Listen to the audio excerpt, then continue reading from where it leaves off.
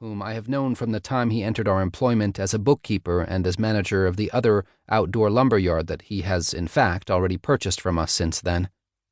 At least, that's what they say, because Mr. Shutu, given that he is completely above board regarding his race, does not wear a yellow star.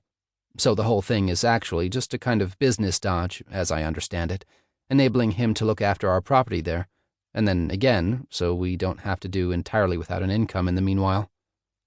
That had a bit to do with why I greeted him differently from the way I used to do. For, after all, he has, in a sense, risen to a higher status than us. My father and stepmother, too, were clearly more deferential toward him, though he, for his part, sticks all the more stubbornly to addressing my father as boss, and my stepmother as my dear lady, as if nothing had happened, never failing to plant a kiss on her hand while he is at it. He welcomed me as well in his old, jocular tone, oblivious to my yellow star. After that, I stood where I was, by the door, while they picked up where they had left off on my arrival. As I saw it, I must have interrupted them right in the middle of some discussion. I did not understand at first what they were talking about. I even closed my eyes for a second because they were still a bit dazzled from the sunlight up on the street. Meanwhile, my father said something, and by the time I opened them, there was Mr. Shutu. Yellowish-red light spots were dancing like bursting pustules all over his round, brownish-skinned features, with the pencil mustache and the tiny gap between his two broad white front teeth.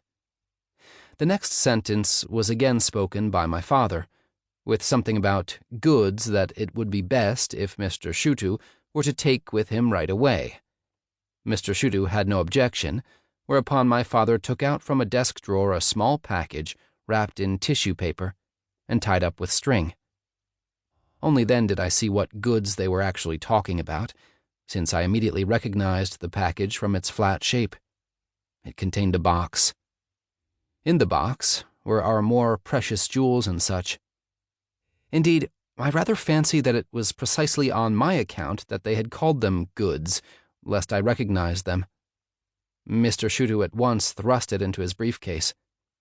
After that, however, a minor dispute sprang up between them, because Mr. Shutu took out his fountain pen with the aim of giving my father a receipt for the goods, no matter what. He dug in his heels for a fair while, even though my father told him, "Don't be childish, and there's no need for that sort of thing between the two of us."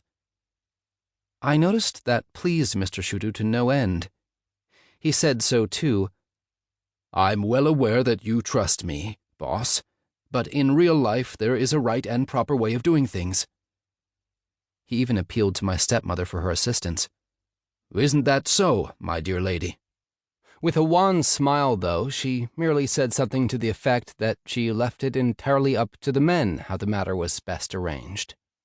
The whole thing was beginning to bore me slightly by the time he eventually tucked the fountain pen away after all, at which they started to chew over the matter of the stockroom here, and what they should do with all the planks of wood in it.